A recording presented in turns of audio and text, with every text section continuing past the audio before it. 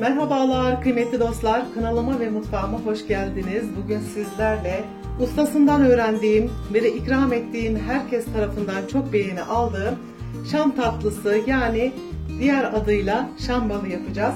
Evet, vakit kaybetmeden bismillah diyorum ve de tatlımın yapımına geçiyorum. Öncelikle 1 kilo irmik kullanacağım. 200 ml su bardağıyla 2 su bardağı şeker kullanacağım. Hemen şöyle bir kenara koyuyorum. Daha sonra 2 çay kaşığı karbonat kullanacağım. Ve karbonatımın üzerine yarım limon sıkmıştım. Onu döküyorum. Ve karbonatımın aktifleşmesini sağlıyorum. Şöyle karıştıralım. Karbonatımız iyice erisin. Eriyen karbonatımı malzemelerimin üzerine ilave ediyorum. 2 su bardağı süt kullanacağım. Tüm malzemelerimi iyice karışana kadar bir güzel yoğuracağım. Şam tatlısı bizim vazgeçilmez sokak tatlılarımızdan. Gerçekten bir yiyen bir de yemeyen pişman. Denemenizi ısrarla tavsiye ediyorum. Yıllarca yaptığım ve de herkes tarafından beğenilen bir tatlı. Daha öncesinde suyla yapmıştım. Bugün de sizlere sütle yapmak istedim. İlk tarifimi herkes çok beğendi. İnşallah bunu da beğeneceksiniz. Buraya kadar videomu izlediyseniz eğer kanalıma ücretsiz abone olabilir, beğeni ve yorum yapabilirsiniz. Yine yeni paylaşımlarımızdan haberdar olmak isterseniz videomuzun sağ alt köşesindeki bildirim zilini aktif hale getirirseniz videolarımızdan ilk siz haberdar olursunuz. Şam tatlısının birkaç püf noktası var. Eğer bu püf noktalarına uyarsanız sizler de çok güzel bir tatlı elde etmiş olursunuz. Öncelikle hamurumuzu diğer malzemelerle iyice karıştırmamız gerekiyor. Sıvı oranının tüm hamurumuzda aynı oranda olması gerekiyor. Bu noktaya dikkat edelim. Evet, şam tatlımızın hamurunu yoğurduk. Şimdi sıra geldi tepsimize döşemeye. Öncelikle 3 yemek kaşığı pekmez kullanacağım. Sulandırmadan önce şöyle elimle tepsimin altına pekmezimi süreceğim. Pekmez tatlınızın daha pembe ve de nar gibi kızarmasını sağlayacak. Aynı zamanda da güzel bir lezzet verecek. Tepsinizin altına belli belirsiz sürmeniz yeterli. Çok fazla pekmez dökmeyin. Tatlı hamurunuzun kenarlarından çıkar ve de kötü bir görüntü elde edersiniz. Hatta fazlalıkları şöyle elinizle alabilirsiniz. Sıra geldi tatlı hamurumuzu tepsimize dizmeye. Elimize ufak parçalar alalım ve tepsimizin her yerine eşit kalınlıkta olacak şekilde tepsimize yerleştirelim. Kıymetli dostlar, tatlı hamurumuzu tepsimize yerleştirdikten sonra şöyle kenarlarını düzeltelim. Pişirdiğimiz zaman hoş bir görüntü olsun. Şu kısımları. Daha sonra bir spatula yardımıyla şöyle üzerinden hafif çizikler atıp hamurunuzun yüzeyinin pürüzsüz ve düzgün olmasını sağlayalım.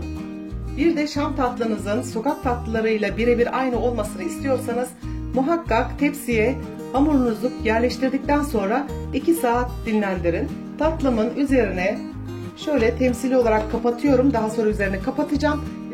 Kıymetli dostlar, tatlımızın hamuru bir tarafta dinlenirken biz de hamurumuzun şerbetini yapalım. Öncelikle ben tencereme 200 ml'lik klasik su bardağıyla 6 su bardağı şeker koydum. Üzerine yine 6,5 su bardağı süt ilave ediyorum. Şekerimiz eriyene kadar karıştırarak şekerimizin erimesini sağlayalım. Kıymetli dostlar, şerbetimiz kaynadı.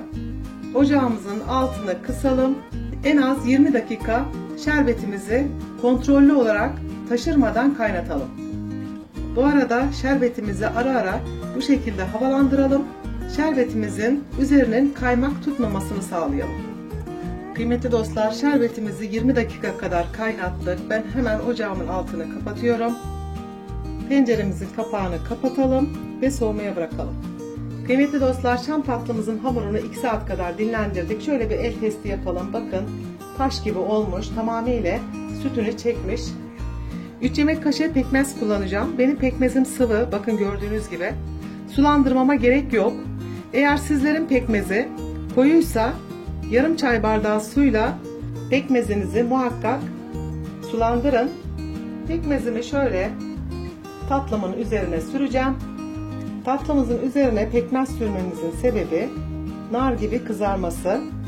Çok fazla sürmeyin. Bu sefer de rengi çok koyu olur.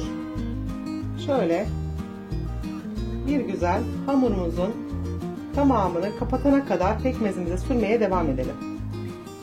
Sıra geldi şambalimizin kesimine. Öncelikle 2 eşit parçaya bölüyorum.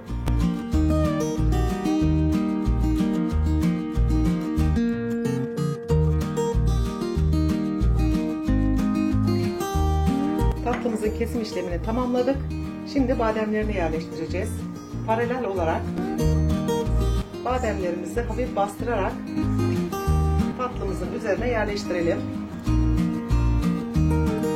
Bu işlemi hamurumuzun üzeri bitene kadar devam ettirelim. Ben tatlımın üzeri için çiğ badem kullandım.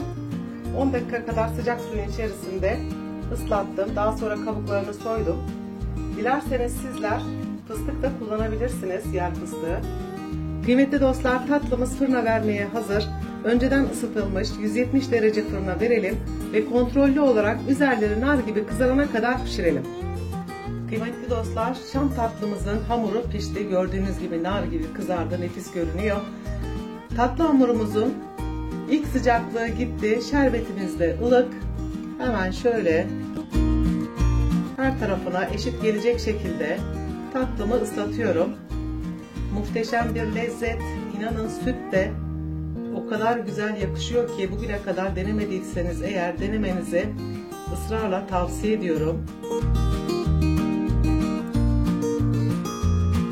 Bakın hemen tatlımız şerbetini çekmeye başladı. Ben bir gece bekleteceğim. Çünkü şam tatlısını ne kadar çok bekletirseniz irmikler şerbeti ne kadar güzel çekerse şam tatlınız, şambaliniz o kadar lezzetli ve güzel olur. Eğer zamanınız yoksa bir 4 saat kadar beklettikten sonra tüketebilirsiniz.